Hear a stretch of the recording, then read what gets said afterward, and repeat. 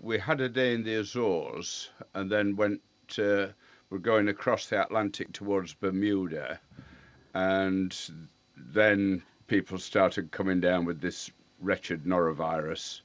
And before we got to within 3 or 4 days of Bermuda, there were rumours going around that we may not be able to dock there, which turned out to be the case, actually. And did you get sick? Me, no. Jill did, but not me. And Jill, what was that like? Well, I had all the classic textbook symptoms of norovirus, which is projectile vomiting and watery diarrhea to cheer you up. And it's Not too much detail, dear. no, it comes on very suddenly. That's the problem, uncontrollably suddenly. And I was fortunate because I was in my cabin in the middle of the night when it happened to me. But other people had very distressing episodes when they were ill in the corridor, at the restaurant table, and somebody in the theatre. Because it was quite On uncontrollable.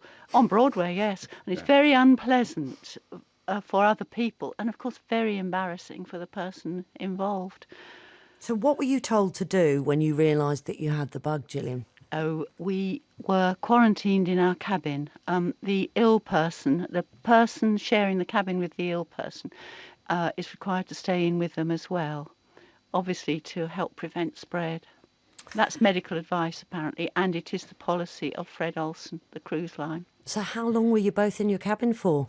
In our case, it was 3 days, just a few hours under 3 days. That must have been a long 3 days for both of you. Well, it was all right for me because I was sleeping, but poor Peter...